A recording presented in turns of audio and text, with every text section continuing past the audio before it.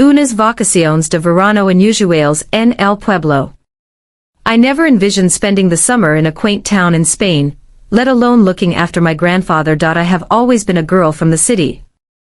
Surrounded by neon lights, the hum of car noise, and people rushing by without a glance at one another. In this place, however, everything felt distinct. A quaint Andalusian town. I summoned the courage to open my eyes. There was no one present. Yet, I was aware of it. He was present, anticipating. The warmth of the early morning left me feeling uneasy, each time I shut my eyes. Those footsteps echoed in the hallway once more. I sensed the weighty breaths coming from behind the door once more. I was awake the entire night, the following morning, as I stepped out of the room. My grandfather was already in the kitchen. He regarded me with a smile. "You seem to have had a rough night, my dear." I chose not to respond. I simply wished for this day to come to a close. I chose to step outside to the backyard for some clarity. I slipped into a lovely cotton dress and a pair of comfortable sandals. The sun beat down without mercy. Anna remained in the room. Claiming she was suffering from a headache. I seized the chance to tend to the plants with some water. The cold water coursed over my bare legs, tracing delicate paths upon my skin. And then I sensed the gaze. I turned slowly. Grandpa stood at the door. Reclining on the frame, arms folded, observing me intently. He remained silent, yet, his stare was overwhelmingly piercing. Excessively rigid. I swallowed hard, and averted my gaze. I continued to nurture the plants, sensing their presence lingering behind me. I realized I was staying put. I realized I was truly savoring this experience. In the afternoon, Anna and I chose to head into town. I could no longer tolerate the house. I slipped into a flowing dress, featuring a daring leg opening, paired with low-heeled sandals. I sensed it was important to present myself nicely. I sought a sense of normalcy. As I descended the stairs, I found Grandpa seated on the porch. He gazed upward and let out a whistle. "Incredible, simply incredible, what a delightful treat." Anna clenched her jaw, yet remained silent. I feigned ignorance and continued on my way.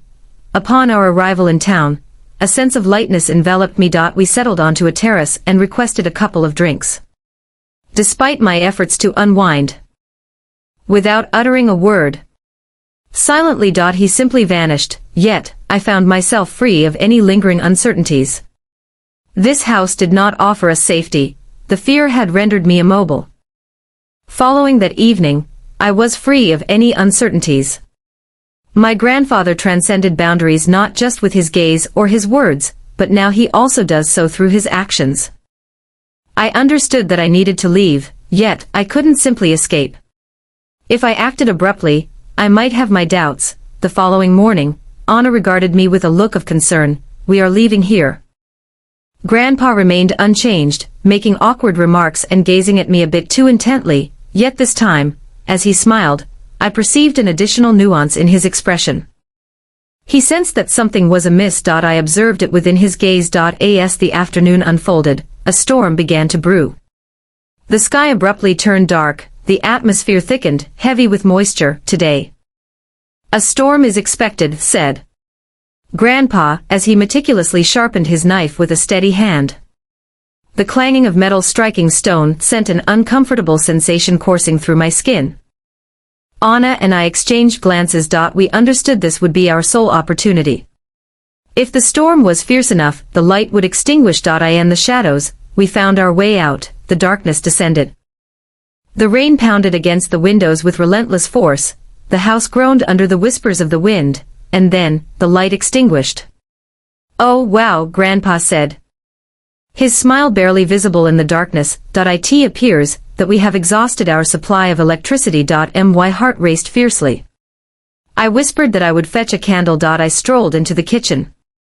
But rather than searching for a candle, I picked up my bag instead. Anna sat patiently in the room, awaiting my arrival. "We're departing," I murmured. She murmured softly. We gently eased the door open. His voice was steady, yet in the shadows, it took on a more ominous quality. No response was given. He advanced a step in our direction. "This storm makes venturing outside quite perilous." You should remain here, with me. My breath quickened. Anna clutched my hand firmly. We sprinted, Grandpa moved quickly, yet we were quicker. We emerged beneath the rain. Our feet sliding on the slick mud, the rain drenched us, the wind battered us, yet we pressed on undeterred. We dashed to the outskirts of the town. Until the house was abandoned.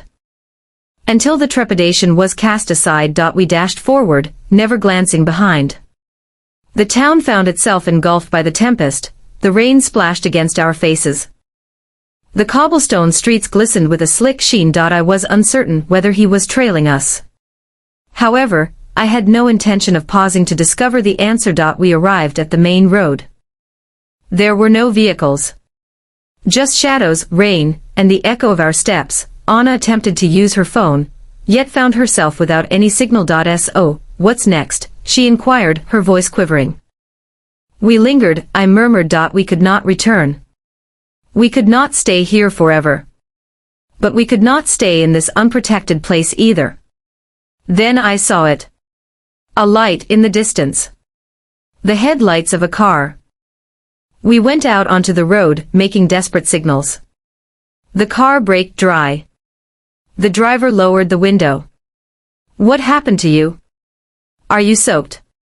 It was an older man, with a face full of wrinkles, but with kind eyes. We need to get out of here, I said, feeling that my voice was trembling. The man sighed. I made it inside. We acted without hesitation.